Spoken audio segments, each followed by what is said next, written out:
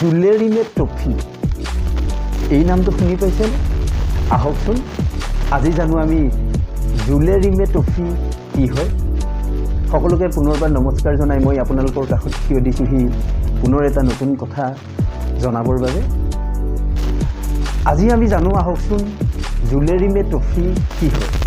বিশ্বকাপ ফুটবলৰ চূড়ান্ত বিজয়ীক আগতে যি ট্ৰফি দিয়া হৈছিল সেই ট্ৰফিটোৰ নাম আছিল জুলে ৰিমে ট্ৰফি।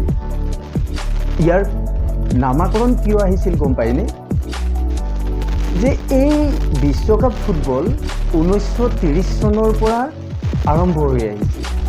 গতিকে ইয়াক আন্তৰ্জাতিক সংস্থা ফিফাই নিয়ন্ত্ৰণ পৰিচালনা আৰু ইয়াৰ আয়োজন কৰে।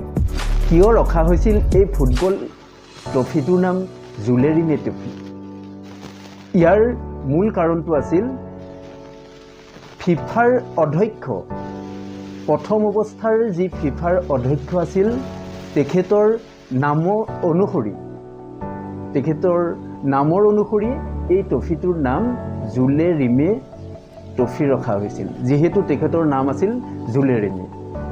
আৰু তাত এটা নিয়ম আছিল যে কোনো দলে যদি এই ট্ৰফিটো 3বাৰকৈ জিকিব পাৰে, জয় লাভ কৰিব পাৰে, তেতিয়াহ'লে চিৰদিনৰ বাবে এই ট্ৰফিটো তেওঁলোকৰ হৈ যাব।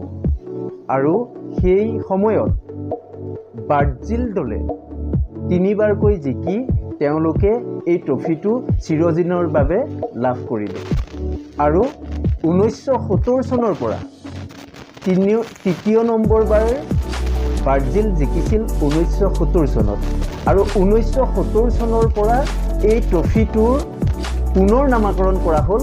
আৰু সেই নামাকৰণৰ পিছৰ পৰা তেতিয়াৰ পৰাহে এই ট্ৰফিটোৰ নাম দিয়া হৈছে ফিফা কাপ। বৰ্তমানো এই নিয়ম অনুসৰি ফিফা বিশ্বকাপ চিৰদিনৰ বাবে কাকো দিয়া নহয়। জানি কেনেকুৱা লাগিল আপোনালোকৰ জনাবচোন।